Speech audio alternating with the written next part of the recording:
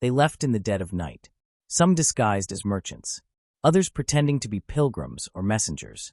A few trusted no one, slipping silently from port towns under moonlight, leaving behind everything they'd ever known: family, homes, titles, and for some, even their native tongue. They weren't just travelers. They were fugitives of faith, exiles of conscience, the forgotten casualties of a king's obsession. When Henry Tudor, better known as Henry VIII, broke from Rome to claim Anne Boleyn as his queen, he didn't just create a new church. He created enemies, not only among foreign powers, but within his own kingdom. And when those enemies refused to stay silent, they were forced to flee, to survive, and to resist. Imagine it. You're a respected scholar, a loyal noble, or a devoted priest. One day, you're hosting guests in your manor. The next, your lands are seized, your friends arrested, your name whispered like a curse. All because you refused to say the marriage was lawful. All because you dared to remember the Pope. These weren't rebels in the traditional sense. They didn't carry swords or banners. Their weapons were letters, prayers, alliances whispered in Latin across candlelit chapels. They found refuge in Rome, under the shadow of the Vatican, plotting not only survival, but justice. But it wasn't that simple, because Henry had ears everywhere. His spies tracked the exiles' every move. And as these men and women tried to rebuild their lives, they became pawns in a larger game. One filled with betrayal, secret codes, double agents, and the ever-present fear that a friendly face might be the last one they'd ever see. Who were these people, really? What did they risk? Did they stand a chance of reclaiming England from afar, or were they symbols of something deeper? The cost of conviction in an age of power and peril? And what became of them? Some returned, quietly, when it was safe. Others died across the sea, still dreaming of English fields. A few found new homes and new lives, forever shaped by exile.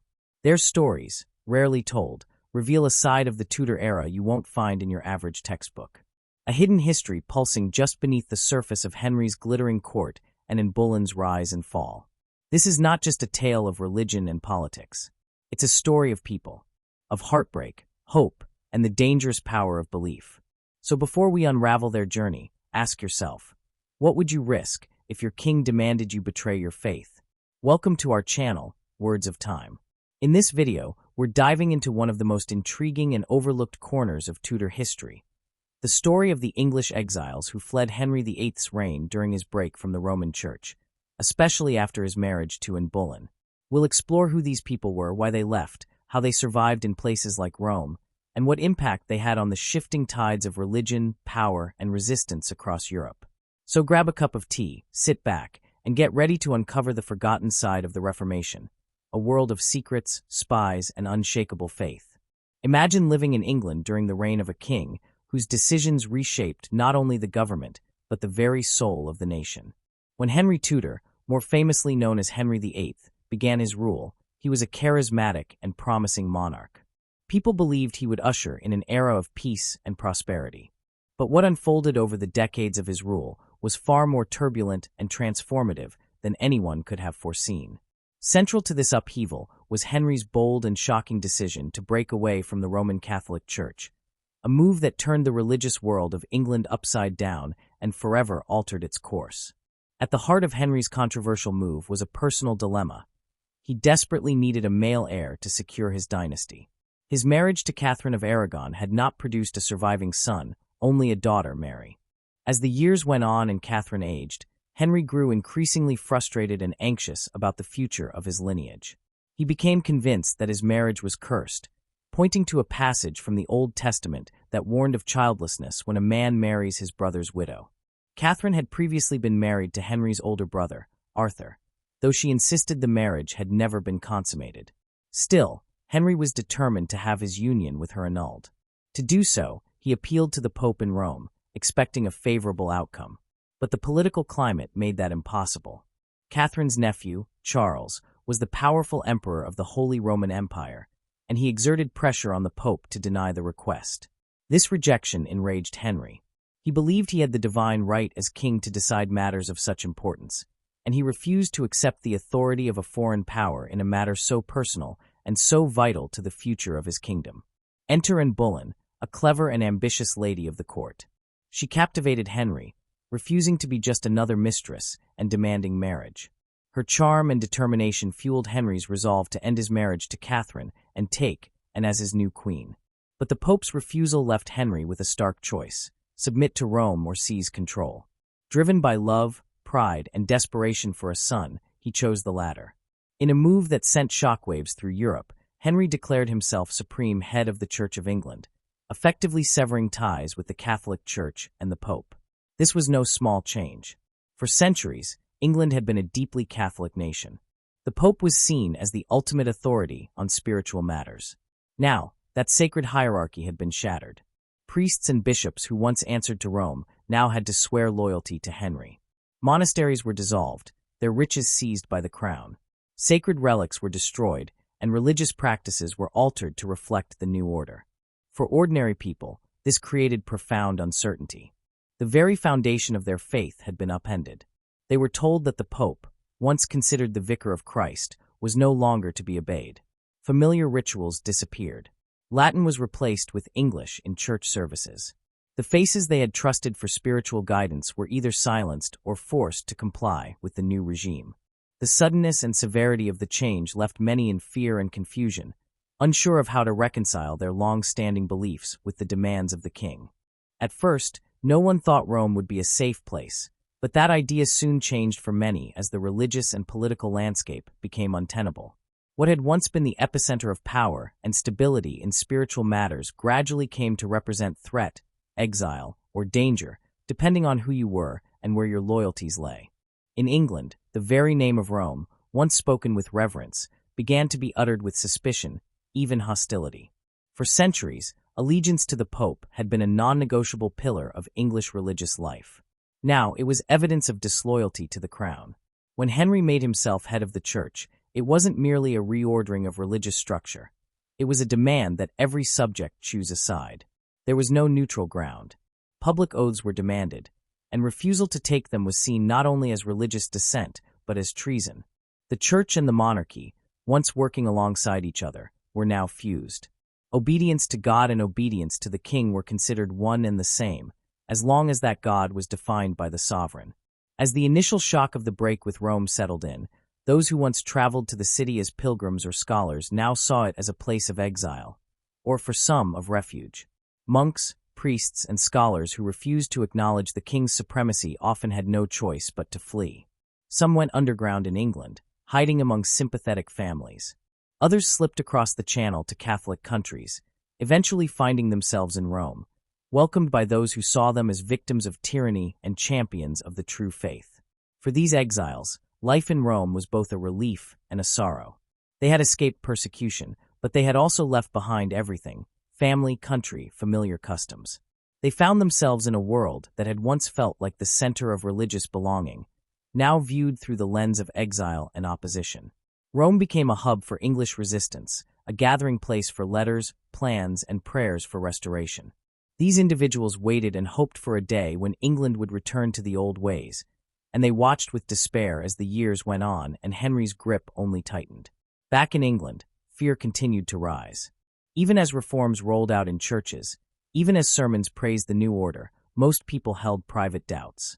Few dared to voice them. Too many had seen what happened to those who did. The stories of executions, heads on spikes, bodies quartered, traveled quickly and were not forgotten. Children were warned not to speak carelessly. Friends became cautious. Trust, once a simple part of community life, now had limits.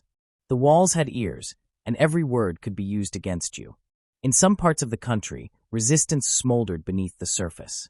The North, in particular, remained deeply loyal to the Catholic tradition. Their people clung to the old ways as long as they could. But eventually, even that crumbled under pressure. The crown sent officials to oversee religious conformity, tearing down images, smashing stained glass, removing statues of saints. The sacred was being stripped away, and people mourned not just the physical loss, but the unraveling of a way of life. They saw altars that had once been adorned with gold and candles now bare and cold. The songs of worship changed, and with them, the rhythm of community gatherings and the comfort of familiarity. Henry himself continued on his path, marrying again and again, each time hoping to produce the male heir who would secure his legacy. The court, once filled with splendor and stability, became a place of whispered alliances and deadly gambits. One misstep could mean ruin. Nobles learned to tread carefully, measuring every word, watching every expression. The fall of Anne Boleyn had taught them that no one, not even a queen, was untouchable. Even those who once supported the break with Rome began to grow wary. Some had believed that separating from the Pope would bring reform, purification, and a more honest form of faith. But as the years went on, it became clear that Henry's vision was less about theology and more about power. The Bible was now read in English, yes, but only the version approved by the crown. Religious debate was not encouraged, it was controlled. Dissenters were not welcomed as thinkers, they were hunted as traitors. Parliament passed new laws, each one reinforcing the king's authority. Every act of governance now carried a religious weight, and every spiritual act had political consequences. Marriage, birth, even burial, all of it now happened under the shadow of the monarch's approval. People began to question whether their souls could truly be safe in a church created by royal decree, but questioning was dangerous. The safest course was to conform, at least outwardly. The younger generation grew up knowing only this new reality. For them, the Pope was not a spiritual father, but a foreign enemy. The saints, once honored with feast days and processions, became relics of a forbidden past. Some adapted quickly, adopting the new prayers, attending the new services, embracing the new leaders. Others maintained the old faith in secret, whispering forbidden prayers at night, hiding rosaries in the cracks of their walls, teaching their children not just scripture but silence. As time passed, the break from Rome became more than a single act of defiance. It became a system. The wealth from the monasteries helped fund the crown, bolstering the royal treasury and empowering those who had aligned themselves with the new order. Lands once held by abbots and monks now belonged to nobles loyal to the king. These new landowners had every reason to support the changes. Their prosperity depended on the survival of the Reformation, and they became its fiercest defenders. Meanwhile, in Rome, the exiles watched these developments with growing sorrow. Some tried to rally support among foreign powers, hoping for an invasion that would restore the old faith. Others wrote tracts and sent them secretly to England, urging the people to resist, to remember, to believe. But from across the sea, their influence was limited. Henry's England had become a fortress, guarded not just by walls but by fear. Among the people, hope was a fragile thing. Some believed that change might come with a new monarch. Perhaps the next ruler would restore what had been lost. Others believed that God would intervene, that divine justice would not allow the new order to last forever. But years went on, and the reforms held. A generation passed. The England of their childhood was no more. What had once seemed like temporary upheaval had become the new normal. And still Rome remained. For those who had fled, it was a place of memory and mission. They remembered the England of the saints, of the masses sung in Latin, of holy days and pilgrimages. They wrote letters to family back home, filled with coded messages of encouragement and warnings of danger. They trained young priests in the hope that one day they could return and minister in secret. These men would become the future of underground Catholicism in England, risking death to bring the old faith to those who still clung to it. For the crown, Rome became a symbol of rebellion. Those who maintained contact with the city were suspect. Any sign of loyalty to the Pope was treated as sedition. The king's agents were everywhere, listening for signs of disobedience, watching for forbidden books, monitoring the movements of anyone with connections to the old clergy. And so the divide deepened. England turned its back on Rome, but Rome did not forget England. The connection remained, frayed and hidden but alive. It would continue for generations, shaping the lives of countless men and women who found themselves caught between loyalty to their country and loyalty to their conscience. This moment in history was not just about rulers and laws. It was about ordinary people trying to navigate an extraordinary change. It was about the fear in a mother's heart when her child asked a question that could be dangerous to answer. It was about the silent prayers of old men who remembered a different faith. It was about the confusion of a child raised in a world where saints were forbidden, but their names still whispered in bedtime stories. The break from Rome was the beginning of something far larger than any single decision. It marked a shift in how power, faith, and identity were understood. It brought about loss and opportunity, clarity and chaos, hope and despair. It made Rome both a memory and a mirror, a reminder of what had been, and a reflection of what could never be again without immense sacrifice. As Henry's reign drew to its end, the country he had ruled with such force stood changed in every corner. The churches were different, the schools were different, the laws were different, and the very way people understood God had been reshaped. Whether for better or worse depended on who you were, what you believed, and how much you were willing to risk. But one truth endured through it all. The change that began with a king's desire for a son had become a national transformation, and its echoes would be heard for centuries. Escape to Rome, a dangerous journey and a secret welcome. People realized that leaving England for Europe, especially Rome, might be their only hope, particularly those who refused to acknowledge Henry's marriage to Anne Boleyn as legitimate.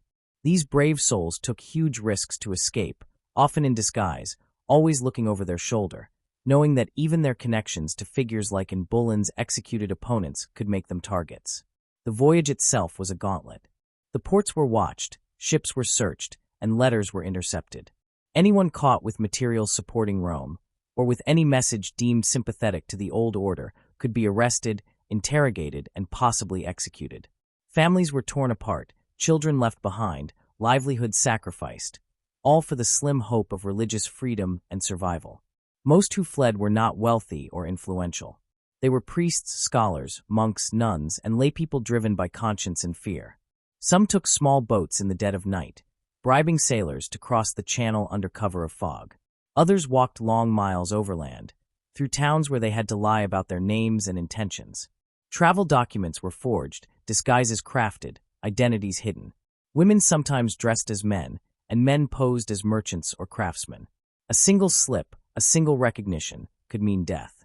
Those who reached the continent often found refuge in sympathetic Catholic territories, France, the Low Countries, the Italian states. But Rome remained the ultimate sanctuary. The city, though far from the quiet monastic life they had once known, offered something they could no longer find at home: legitimacy, protection, and the hope of restoration.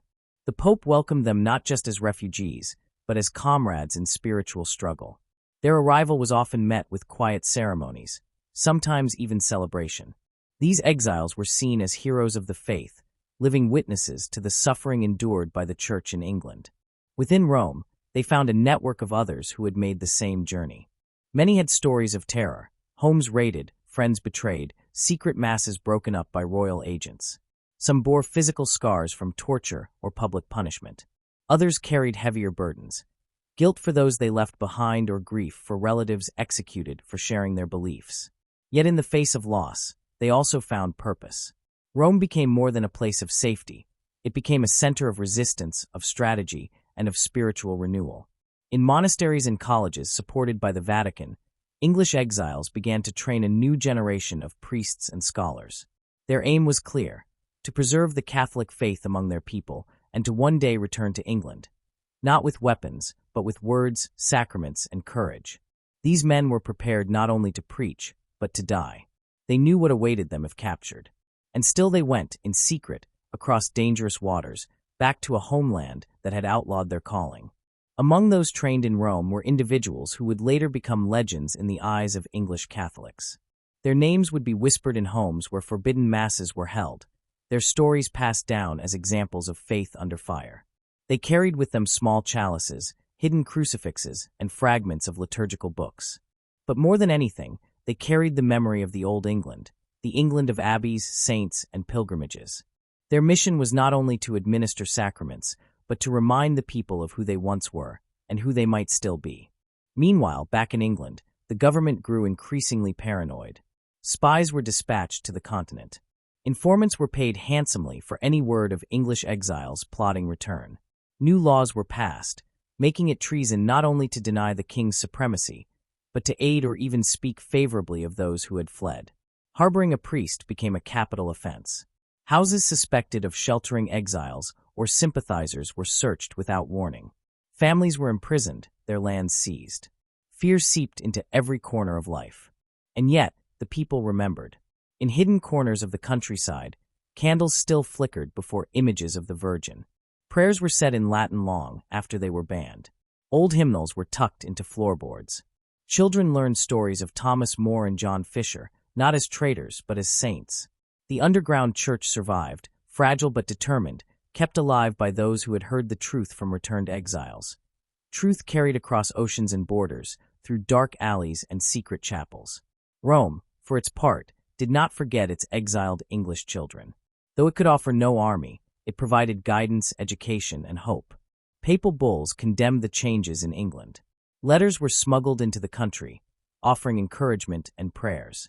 When Elizabeth, Henry's daughter by Anne Boleyn, took the throne and continued her father's religious reforms, Rome saw a new generation of exiles arrive, this time in even greater numbers.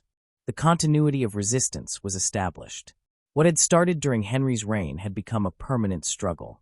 Among the most daring of these later missions were the Jesuits, men trained with exceptional rigor, dedicated not just to theology, but to survival. Their code of secrecy, their intelligence networks, and their unwavering discipline made them both admired and feared. They were hunted mercilessly by Elizabeth's agents, who understood that these men represented more than just spiritual rebellion. They were symbols of loyalty to a foreign power, threats to the legitimacy of the English crown. Yet it all traced back to the first brave souls who fled during Henry's time. Those who had stood against the break with Rome, who refused to call Anne Boleyn queen, who mourned the destruction of the monasteries and the silencing of the Latin Massachusetts. Their courage lit the path for those who came after, proving that faith could survive even the most crushing persecution. Rome, then, was not only a place of safety. It was a symbol, a beacon for those who could no longer find truth or justice in their own land. Within its ancient walls, English exiles found something worth more than power or position. They found a cause that could not be silenced by royal decree or destroyed by executioner's axe. They found one another, and they found the strength to resist. It was not a simple sanctuary, though. Life in exile was often marked by poverty, illness, and longing. Food was scarce, and the comforts of home were distant memories. Some lost their faith in the face of so much suffering. Others turned to writing, sending out books and pamphlets that made their way back to England in secret, hidden in barrels, stitched into clothes, or passed hand to hand by traders and travelers. These texts became the lifeblood of a movement that refused to die. The authorities in England knew this. They launched campaigns to intercept the writings, offering rewards for those who turned in contraband books or exposed secret presses. In response, printers in Rome became more careful, using coded language and rotating locations. Every publication was a risk, every word a potential death sentence for someone. Despite the danger, the network held. A web of loyalty and memory stretched from Rome to the furthest villages of England. It spanned seas and generations. In country houses and city cellars, masses were said. In whispered conversations, truths were passed down. Rome remained the quiet heart of it all. A city that had once seemed distant and irrelevant, now deeply entwined with the lives and hopes of those who had refused to bow. For some, Rome was the last home they would ever know. Too old to return or too well known to move safely, they died in exile. Buried far from the green hills of their childhood, they were remembered in the prayers of the faithful, who saw them not as victims, but as martyrs.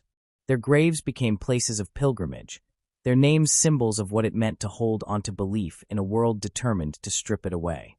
Even as generations passed, the memory of these exiles endured. Families kept their stories alive, churches remembered their sacrifices, and Rome never forgot the role it played. What began as desperate flight became part of a larger story, a story of conscience against power, of faith against fear, of human dignity against the crushing weight of tyranny. Henry had hoped that by breaking with Rome he would secure his legacy, strengthen his kingdom, and bring unity through control. But in doing so, he created a division so deep that it would outlive him by centuries. And for every law he passed, for every execution carried out in his name, there was someone boarding a ship in the night, carrying only a rosary and a prayer, heading toward a city that promised not only shelter, but purpose. They were not just fleeing, they were bearing witness. And in Rome, they were not just welcomed, they were remembered. The Pope's court in Rome welcomed them, hoping to use them to challenge Henry and show unwavering support for their shared religion, directly opposing the new marital union of Henry and Anne. These exiles, many of them learned clerics, writers, and former courtiers, became valuable not only for their witness, but for their knowledge of English society, politics, and the character of the king himself.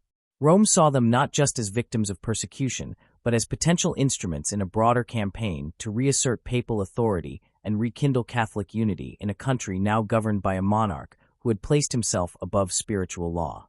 Their presence in the Vatican circles gave the Pope both legitimacy and narrative power. Here were men and women who had lived through the violent suppression of their faith, who had fled with barely more than the clothes on their backs, who had witnessed the destruction of monasteries and the silencing of priests. Their stories became evidence. Their very existence proved, in Rome's eyes, that the Church had not abandoned its faithful in England. And more than that, it offered hope that one day, the tides might turn and the realm once again align with Rome. Within the Vatican halls and colleges, these exiles were offered not only refuge but responsibilities. They were encouraged to write, to preach, and to document the injustices they had faced. Letters were composed and circulated throughout Catholic Europe, calling for support, both moral and political. The Pope himself read reports of England's descent into schism, often annotated with names, dates, and events supplied by the refugees. These testimonies painted a grim picture of Henry's rule. Executions without trial, desecrated churches, forced conversions. They formed the emotional and theological backbone of a growing movement aimed at restoring England's connection to the Holy See. Rome's strategy was multifaceted. While military intervention was unlikely, given the delicate political alliances of the time, the Church knew the power of influence and information. The exiles became messengers and diplomats, sent to various courts to speak on behalf of the displaced English faithful. They spoke in the name of unity, of tradition, of the sacred bonds that Henry had broken by marrying and in repudiating the Pope's authority. Their presence in Paris, Madrid, and Vienna helped keep the question of England's religious rebellion on the minds of powerful rulers. Some of the exiles were sent to study in seminaries, often newly established with the express purpose of training missionaries for the English mission. These seminaries taught both sacred theology and practical survival. The goal was not merely to educate, but to prepare men for dangerous returns to their homeland. They were taught how to evade capture, how to offer Mass in secret, how to remain silent under interrogation. These young men became part of a new spiritual army, one that fought not with swords, but with sacraments, words, and quiet defiance. In private chapels across Rome, these exiled priests celebrated Mass for England. Each prayer, each consecrated host, was a quiet act of resistance. They prayed for the return of the old faith, for the safety of those who still practiced it in hidden corners of England, and for the conversion, or downfall, of the king who had brought such destruction. Within the Vatican, their prayers were considered powerful. They were seen as the voices of a wounded church, reaching up in hope and pain toward a higher justice. The Pope himself, though burdened with challenges across Christendom, saw in these exiles the enduring spark of Catholic resilience. While Henry had attempted to erase Rome's influence, the presence of these men and women made clear that spiritual loyalty could not be dictated by royal decree. Their testimonies were incorporated into papal declarations, their cause mentioned in encyclicals and sermons. Some were invited to consult with church leaders on the best means of preserving the faith in England. Their memories became tools for shaping policy and inspiring action. But not all who arrived in Rome found themselves wrapped in warm robes of influence and purpose. For every scholar granted an audience with cardinals, there were many more who lived in poverty, dependent on church charity or the goodwill of noble patrons. The city was full of displaced people, not just from England, but from other lands touched by war and heresy. Competition for resources was fierce, and even within the church, there were debates about how much should be invested in the English cause. Still, the exiles endured. Their strength lay not only in their convictions, but in their shared identity. They formed tight-knit communities, gathering in certain districts, frequenting particular chapels and inns. English became a common sound in Roman streets. They held commemorations of those martyred back home, honored the feast days of English saints, and found comfort in the shared grief of displacement. Over time, they created an English spiritual culture in exile, distinct, mournful, but proud. Stories of Henry's increasingly tyrannical behavior only deepened their sense of mission. When news reached Rome of further executions, men like John Houghton, Robert Lawrence, and Richard Reynolds, who refused to deny the Pope's authority, public mourning took place among the exiles. These men were hailed as martyrs, their names etched into the collective memory. Paintings were commissioned, prayers offered, and pamphlets circulated declaring their holiness. Their deaths became further proof that the fight was just, that the suffering had meaning. Henry's marriage to Anne Boleyn, which had sparked much of this upheaval, was never accepted by the Church in Rome. She was viewed not as a queen, but as the symbol of illegitimacy, the spark of schism, the usurper of a sacred order. Exiles who had served Catherine of Aragon were particularly vocal, often framing, and not only as Henry's mistress, but as a political tool, used to justify the king's lust and consolidate his control over church and state. Some saw her downfall and execution as divine judgment, others as a warning of what power unrestrained by faith could lead to. Rome's support for the exiles was not without calculation. While spiritual solidarity was sincere, the political opportunity was not ignored. A unified Catholic Europe, however fragmented in practice, could use the plight of English exiles to strengthen its own position. The story of England's rebellion and its consequences became part of sermons across the continent. Pilgrims visiting Rome encountered tales of brave English martyrs. Donations were collected and prayers said. The idea of a suffering England, faithful yet oppressed, was powerful. It stirred hearts and reminded Catholics of the price of disobedience and the nobility of steadfast belief. Over time, the narrative of the English Catholic exile became more than history, it became legend. Young seminarians in Rome grew up hearing the stories of those who had fled, those who had returned, and those who had died. They knew of Thomas More, of John Fisher, of the Carthusian monks who sang hymns as they were led to their deaths. They knew that by joining the English mission, they stepped into a legacy marked by courage and sacrifice. And they knew that somewhere in England, a hidden congregation was waiting for them. This long memory became a powerful force. It created continuity. Even as monarchs changed, as laws shifted and wars came and went, the memory of the First Great Schism, the break sparked by Henry and his forbidden marriage, remained a source of identity and defiance. The exiles in Rome passed that memory down. In letters, in sermons, in whispered teachings, they kept alive a vision of England that had not bowed, which had not betrayed, that still belonged to Rome in spirit, if not in law.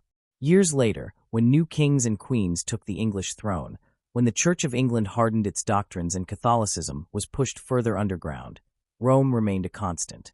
It was the place where it all began, and the place where it never ended. The exiles who had once arrived with fear in their eyes and wounds in their hearts became the foundation of something larger than they ever expected. They were not merely the displaced, they were the keepers of truth as they understood it, the bridge between a past erased and a future not yet won. And so, their presence in the Pope's court, their prayers in Rome's chapels, their writings smuggled across the sea, all became part of a greater effort, not only to resist Henry's changes, but to preserve a way of life, a view of faith, and a belief in a world ordered by spiritual law above human power. They had lost their homes, but they had not lost their cause. They had left England, but England had not left them. Through them, the Church in Rome remembered, resisted, and waited. Once in Rome, these exiles, many of whom had seen their fortunes crumble with the rise of Anne Boleyn, started making big plans to get back at Henry or even invade England. They gathered in candlelit corners of monasteries, in the private homes of sympathetic cardinals, in back rooms of Roman taverns, often half-whispering their schemes over bread and wine, convinced that somehow they could undo what had been done. They were driven by equal parts grief, rage, and faith. Their identities had been forged in England, but now they were sharpened in exile. What they lacked in power, they made up for in purpose. Their eyes were always on the horizon, longing for a return to the green fields of a country they no longer recognized. Their schemes, while often far-fetched, were not entirely without merit. Some of the exiles had once held high positions at court or within the church. They had contacts across Europe and personal ties to noble houses, especially in Spain, where Catherine of Aragon's lineage still held sway. They wrote letters pleading for intervention, painting vivid portraits of Henry's tyranny and the spiritual ruin of a once faithful land. They begged for soldiers, ships, money, anything that could help unseat the man who had torn England from the arms of Rome and left its faithful in fear. They imagined fleets sailing from Catholic ports under banners of gold and crimson, led by righteous commanders who would restore the old ways. In their dreams, Henry was not just defeated, but disgraced. And Boleyn's marriage would be declared null and void, their friends would be avenged, and the church would reclaim its rightful place. Priests would walk freely again, bells would ring in Latin, and the dead would no longer be buried without sacrament. But these dreams were just that, dreams. Even as they clung to hope, most exiles knew the reality was far bleaker. Spain was cautious. The emperor had no desire to provoke a war with England unless absolutely necessary. France was equally wary, torn between alliances and opportunism. The papacy, while sympathetic, had limited resources and many fires to put out across the continent. Though Rome served as a spiritual center and a refuge, it was not a military power. It could support in word and prayer, but it could not send armies. Still, the exiles did not stop planning. Some hoped to use propaganda as their weapon, smuggling writings back into England to stir unrest or doubt. They composed tracts, pamphlets, and letters, describing Henry as a false king, and as a seductress and usurper, and England as a nation in chains. These writings were passed hand to hand by trusted merchants, hidden in barrels of goods, stitched into the linings of garments, even baked into loaves of bread. Reading them was dangerous, possessing them was worse. Yet they spread, whispered about in dark corners, discussed in hushed tones after the new state-sanctioned services ended. Others worked more subtly, hoping to influence policy from abroad. They sought to sway cardinals, kings, and courtiers. A few even considered marrying into foreign noble families to strengthen their hand. They wrote of their loyalty, their suffering, and their dreams. They presented themselves as the true voices of England, waiting only for the right moment to return and restore order. But time passed, and with each season, their influence grew thinner. New generations rose within England, shaped by the new church, the new prayers, the new politics. The memories of the old ways faded for many. For the exiles, this fading was perhaps the most painful blow of all. They were not only far from home, they were far from the England they remembered. Their homeland was changing, and they were not part of that change. They had been cut off. The customs they cherished were banned. The language of their faith had been stripped from public life. Their names were no longer spoken with honor, but with suspicion. Their estates had been seized or reassigned. Their titles were often mocked, their families disgraced. Some heard of loved ones who had conformed out of necessity. Others received word of executions that broke their hearts. Every letter from England was a risk and a blessing. News traveled slowly and was sometimes distorted. A cousin arrested for harboring a priest. A chapel torn down in the night. A friend denounced by his own servant. Even joy brought sorrow. The birth of a niece, the marriage of a son, occasions missed forever because of exile. Rome offered sanctuary, but it could not offer home. The alleys smelled different, the food tasted strange, the stars above unfamiliar. The exiles carried England in their hearts, but it remained just out of reach. They were also constantly afraid. Rome, though sympathetic, was not impenetrable. Henry's agents had long arms. Spies moved through the exiled community, listening, reporting, sometimes even masquerading as fellow faithful. A careless word, a wrongly placed trust, could lead to betrayal. More than one exile disappeared without explanation, and suspicion always followed. Names were spoken cautiously, and gatherings were kept small. Even among friends, the air was thick with doubt. Many who had once moved freely in the palaces of English royalty now found themselves relying on charity, living in cramped quarters, wearing worn clothing. Pride often made this bitterer than any persecution. They remembered the tapestries of their halls, the gold-leafed books in their libraries, the feasts and processions. Now they had simple meals and whispered prayers. Some wrote about their loss, not to gain sympathy, but to preserve dignity. They wanted the world to know that they had not fled in cowardice, but in conviction.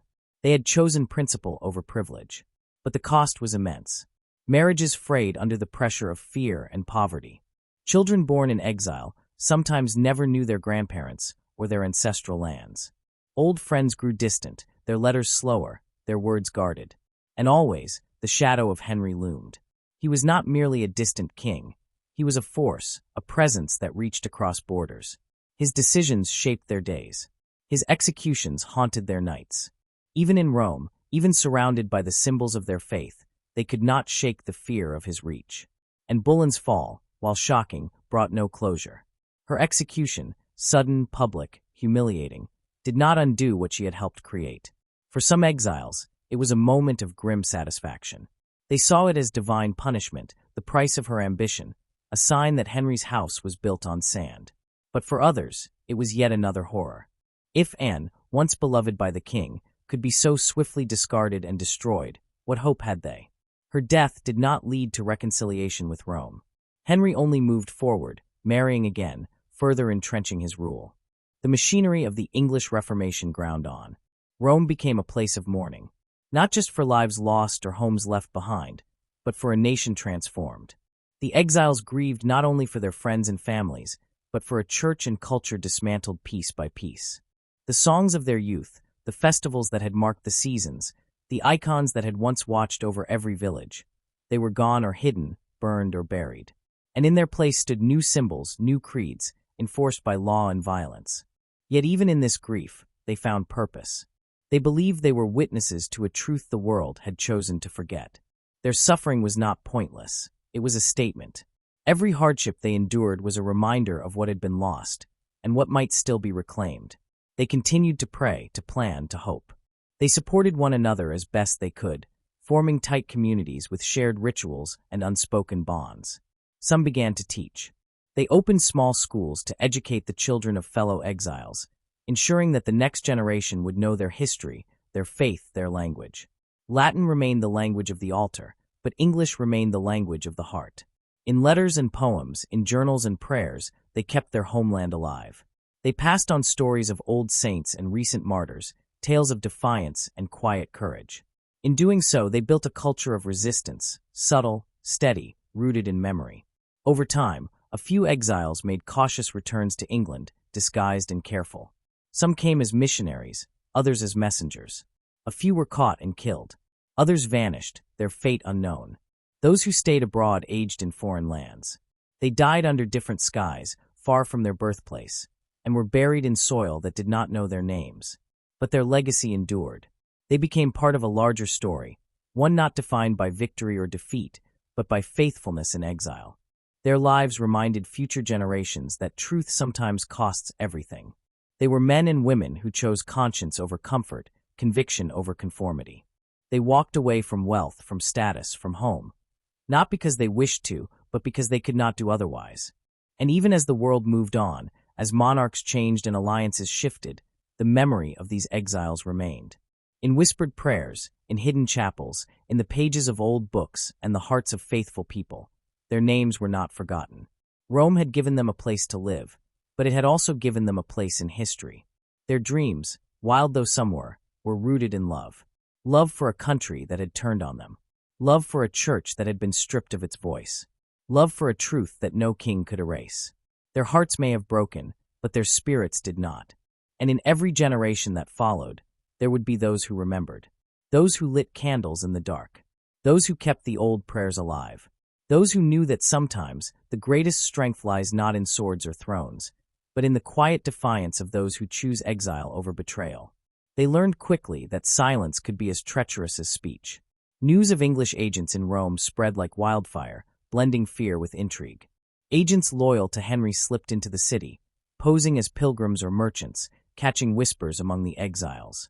Their reports, about secret gatherings, rebellious sermons, and potential invasions, traveled back across the Alps in coded letters and hidden compartments, stoking the king's paranoia while tightening his grip. Meanwhile, Rome had its own shadows. Papal operatives infiltrated back into England disguised as priests, scholars, or humble tradesmen. Their task was to gather intelligence on the shifting allegiances at court, to assess whether Henry still harbored doubts about or whether whispers of reconciliation with Rome could be restored. Every private confession could be turned into political capital. Every rumor about the king's mood or the queen's favor potentially spun into a narrative of resistance. The double game became the norm. Some men pretended to serve the exiled cause, gaining trust in candlelit back rooms, all the while feeding Rome's secrets back to Henry's ministers. Others operated as loyalists, but secretly supplied the Pope's court with names, loyalties, and plans. Loyalties were as flexible as fortunes in exile. Power shifted not just by armies or politics, but by the drop of a whispered code, a forged letter, or a companion's misplaced confidence. In some taverns and goose houses near the Vatican, exiles debated bold plans, landings, uprisings, sparks of rebellion. It crossed their minds that a Spanish fleet or French troops might sail to reclaim their homeland. Yet they also knew these conversations were dangerous. Spies sat in corners, listened for names, recorded grievances. To outsmart the enemy, words became weapons. Some exiles learned to speak in riddles. Some used Latin structures to veil meaning so deeply that only a handful could decipher it. Messages were hidden in prayers, in saints' feast days, even in the patterns of candlelight flickering on chapel walls. Henry's agents were equally clever. They intercepted letters, copied ciphers, and deployed their own double agents into seminaries in Reims or Douai. Seminaries bustling with priests in training, whose mission would be to slip back into England with sacraments and hope. Agents disguised as seminarians joined those communities, listened to confessions of intent, and reported the names and routes of those planning to return. Some acted as agents provocateurs, suggesting daring return routes or staging martyrdoms to lure zealots into traps, all while feeding details back to Cromwell's watchful eyes. And when some exiles believed they had found allies in foreign courts, they shared whispers of support, of cash, of troops. Again, the spy networks listened. Foreign princes received exiled envoys, stirred by sympathy for Catherine's cause, but they were watched. Couriers were followed. Letters were stolen from saddlebags or replaced with forgeries before delivery. Identities were stolen. Lives broken by a single piece of intercepted parchment. For the exiles, terror and determination walked hand in hand. They missed their former lives, wealth now lost, titles stripped, friendships collapsed. A single misstep could draw Cromwell's wrath even there. A slip of the tongue, a letter sent to the wrong hand, or the wrong patron, and they could be shipped back as traitors or vanish at sea, their fate unmarked on any map. They learned that their dreams of restoration needed to be hidden behind layers of misdirection. When one exile spoke of invading England under Spanish banners, others laughed softly, then frowned. Was that a trap? Was that meant to be overheard? He retracted, preferring cryptic references to wind from the west or ships of olive and crimson, hinting at Spain without inviting spies to record the plan. Each day in Rome became a dangerous dance. Mass in hidden chapels, letters exchanged in book bindings, confessions exchanged across prayer kneelers as spies waited outside. And outside the sacred spaces, the Vatican's officials worked the politics with surgical precision, balancing hope for recovery of England, fear of war with Henry, and the practical limitations of papal power. Some exiles were consumed by guilt, not for their faith, but for the isolation they felt. Every whisper they carried was debt to their homeland. Every name they divulged a potential cause of betrayal. They wondered if restoration would ever come, or whether the church they served would live on only in stories and hidden masses in damp cellars of English manors. But even as the shadows grew deeper, the exiles kept talking, symbolically, quietly, and with coded courage. They trained young seminarians in whispered lectures, in Latin phrases that doubled as codes, passing on names for safe houses, routes for priests, secret signs for sympathizers. The battle was quiet, invisible, a war of letters and prayer, subterfuge and spirit, far from armies but no less life and death. In all this, Anne Boleyn's ghost lingered. The legitimacy of her marriage was not just theology. It was the fault line dividing two realms of loyalty. Every spy, in every court, calculated whether, and stood as a symbol of rebellion or a memory of lost love. Alliances shifted not by doctrine alone, but by who disavowed her most vocally, or who whispered her name in context of martyrdom. Even in exile, Catholics and royalists warred over her legacy. By the time years passed, many exiles grew old in Rome, wary of plans, fatigued by espionage. Others vanished quietly, caught in tangled plots, deported dead, or returned to conformity. Yet the spy games continued, always shifting, never settled, as kings and popes danced around power that could be swayed with a word, a forged letter, a secret mass. In that tangled web of loyalty and betrayal, of hidden pens and deadly secrets, one truth endured. Legends are often born in shadows, and the most powerful revolutions sometimes begin not with battles, but with a hidden letter that never arrived, or one that did.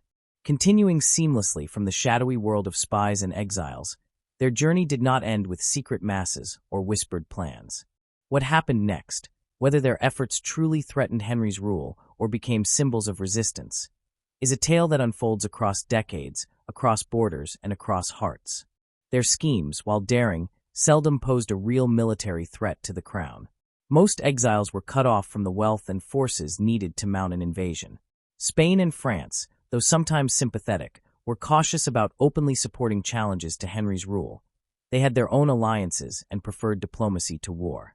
A few plots did emerge, one notable example being the Exeter conspiracy in 1538, a supposed attempt to overthrow Henry and replace him with Henry Courtenay, Marquis of Exeter, but it was swiftly suppressed, revealing more about the crown's paranoia and reach than the exiles' strength. What the exiles did succeed in creating, perhaps more durable than any military campaign, was a living symbol of resistance. Their stories traveled across Europe in coded letters and whispered testimonies. Their martyrdoms, like those of Thomas More and John Fisher, became rallying points for Catholic loyalty and conscience. Even within England, memory of their steadfastness persisted. Ordinary people, peasants and clergy alike, were reminded that allegiance to faith could outweigh allegiance to the throne. Some exiles did eventually return, but rarely to the same world they'd left. Geoffrey Pole, who fled to Rome and later Flanders, campaigned quietly for safe return. After Queen Mary's accession, he was allowed back, though not fully trusted by the crown. Others ended their days in foreign lands, their families left behind, their memories preserved in distant chapels. During Mary's reign, a different kind of exile emerged. Protestant exiles, known as Marian exiles, fled England to places like Strasbourg, Frankfurt, and Geneva, preserving Reformed worship and helping shape future English Protestantism. Their books and pamphlets would return and fuel the Elizabethan religious settlement. And Boleyn's place in all this was more complex than history often allows. While often cast as manipulative or ambitious, modern scholarship argues she may have been more subtle and progressive, a patron of education and humanitarian causes, and someone whose influence encouraged English engagement with evangelical ideas and scripture in the vernacular. Her daughter Elizabeth, raised amid these tides, would reign for 45 years and solidify a Protestant identity that both inspired and enabled. The exiles' legacy was not one of guns and armies, but of faith and resilience.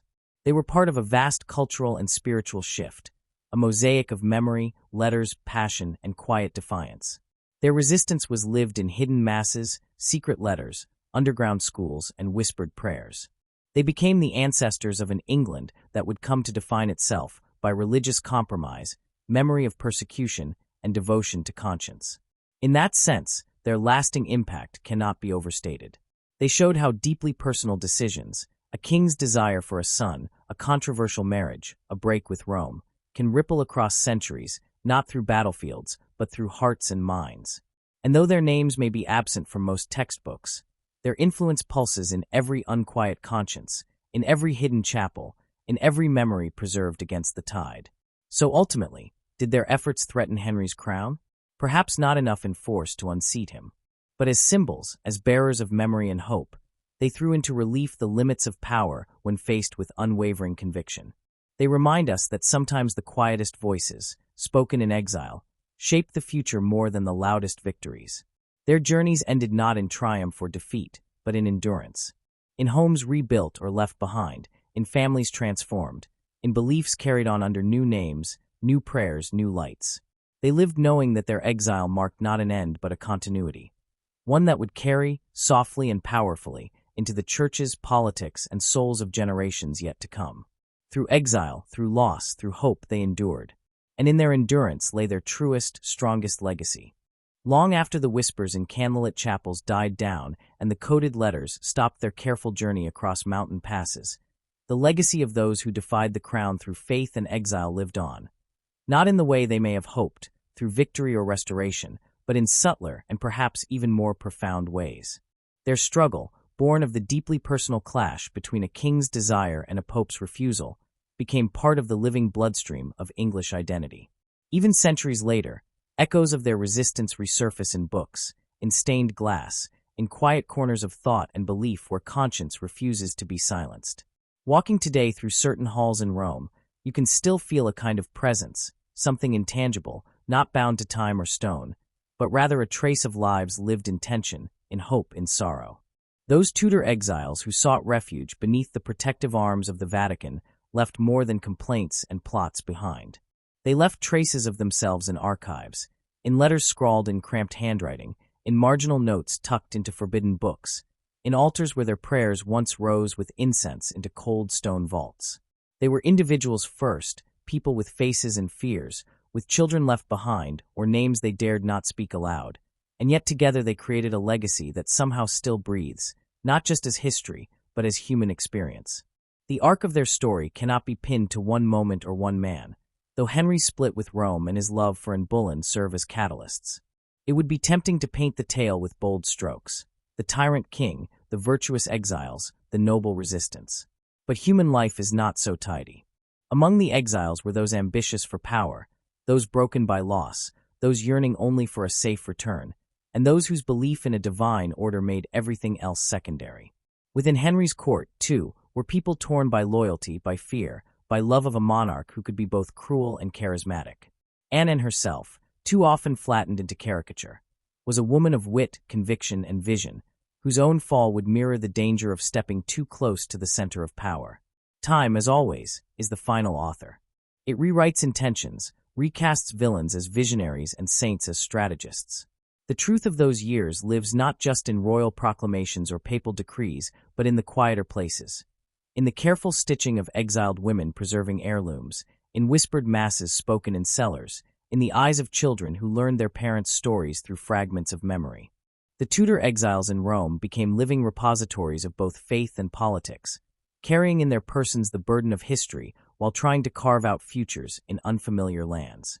Some, of course, adapted. They married into Roman families, learned new languages, wore unfamiliar clothes, and worshipped in churches whose rituals, though rooted in the same faith, felt foreign in tone and rhythm. Others could never quite shed their Englishness, clinging to customs, to phrases, to memories of village lanes and chapel bells. Even in safety, there was longing. And in longing, there was always risk. As the years passed, their causes evolved. The sharp clarity of opposition to Henry's marital choices blurred into broader campaigns about legitimacy, governance, and the soul of a nation. Children of exiles grew into men and women who had never seen English soil, yet spoke of it as home. Some returned under new monarchs, their beliefs reshaped by exile. Others remained, becoming part of the fabric of continental life, silent witnesses to a battle that had moved on without them, yet which they could never forget. For those who returned, the England they re-entered was not the land they had left. The break with Rome had hardened. Cathedrals had changed. Icons had vanished. Language in church had shifted. Families were divided not just by geography, but by ideology. And even those who tried to walk a path of reconciliation found themselves distrusted. To have lived abroad was, in some circles, tantamount to betrayal. The cost of exile, paid in years, could not always be recovered. And yet, something endured. A thread. A legacy of faith not easily erased. The stories of exiled priests continued to circulate in households that dared not speak too loudly.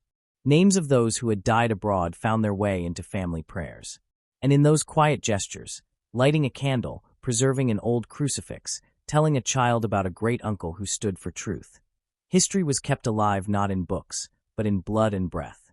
In time, the Church in England would find its own uneasy balance, shaped by monarchs who, though distant from the original split, inherited its wounds and contradictions. Elizabeth, daughter of Anne, would preside over a realm forged in fire and compromise, her own religious settlement attempting to navigate the treacherous waters of belief and belonging. In her reign, exile would take new forms, and faith would still be both a refuge and a danger.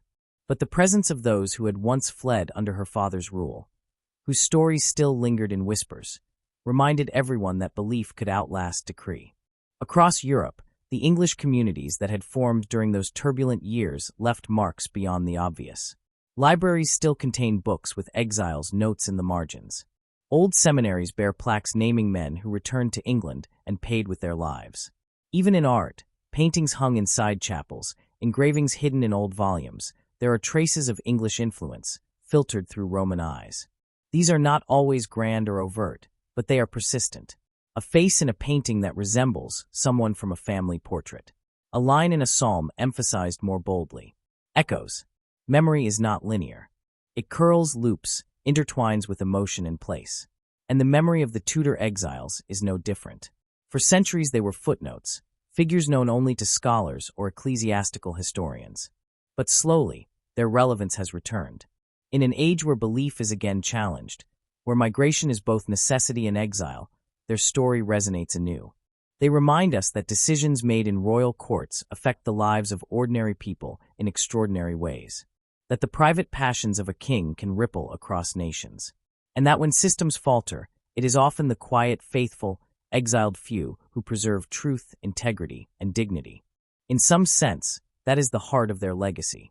Not what they failed to achieve in policy or power, but what they preserved in principle. Their story is not just of what was lost, but of what was carried forward. through language, through liturgy, through example. In refusing to bend, in enduring exile rather than betraying their conscience, they gave future generations a model of integrity. Imperfect, human, often confused or contradictory, but real. Lived. Even now, in schools, in churches, in old family stories passed down, there are glimmers of them. A surname traced to an ancestor who fled. A letter uncovered in an attic. A child named for someone long gone. History lives not only in museums, but in marrow. And the marrow of the Tudor exiles is still with us. As for Henry and Anne, history has given them roles both dramatic and tragic. His desire changed a nation. Her ambition and charisma drew both adoration and wrath. Together, they shifted the axis of an entire continent's religious identity. Yet perhaps neither could have foreseen the lives they altered most were not just the lords and ladies of court, but the faithful abroad, kneeling in Rome, exiled for conscience, dreaming of home. Their story was not the end of something, but a beginning, a fracture that became a road walked by generations, each step carrying echoes of the first exile's prayers. And that road winds still, through faith, through doubt, through history. It ends only where memory ends. And memory, when cherished, does not end.